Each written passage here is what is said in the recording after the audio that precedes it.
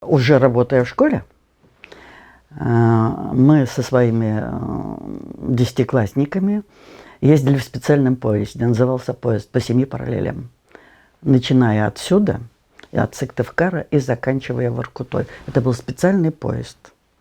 И вот мы, я сейчас не помню, по-моему, неделю мы ездили, начиная от Сыктывкара, останавливаясь туда до севера, во всех крупных городах, начиная Сыктывкар, потом Микунь, потом, значит, Книжпогост мы не останавливались, потом, значит, Ухта, Сосногорск, Печора, Инта и последний был Воркута. Вот это вот такие поезда были действительно.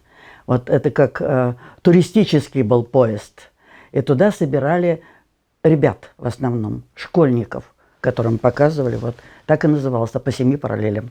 А что происходило? Вот едет поезд. Едет поезд, ну, во-первых, там в самом поезде каждый вагон, это практически была либо школа, либо две школы. Там устраивались различные игры, соревнования, конкурсы. Вот это все, это было, специальный был вагон, который, где, вагон-ресторан, где нас кормили, то самое. И вот там собирались и устраивали все конкурсы. Вот такое вот мероприятие. Настолько это все детям запомнилось. И, во-первых, это мало кто сам поедет по семи параллелям посмотреть всю республику. А мы здесь посмотрели всю республику, начиная от Сыктывкара до Воркуты. Хорошо, ну вот вы приезжали, например, в город Ухта. И вот что, вы там выходили? Там это самое, там тоже устраивались определенные экскурсии. Обязательно экскурсия была по городу. И потом устраивались встречи в зависимости от того, какая это была программа. Я сейчас вам не вспомню, но я отлично помню, что мы были в Ухте во дворце пионеров, вот этот большой дворец пионеров, это парк, где детский парк, и там дворец пионеров.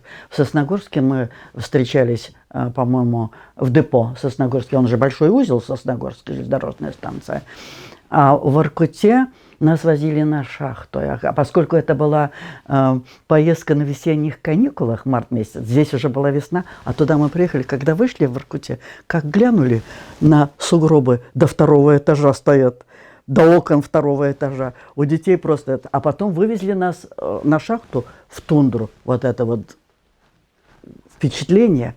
Огромный стол, белая пустыня, ветер огромный. Вообще впечатления были классные.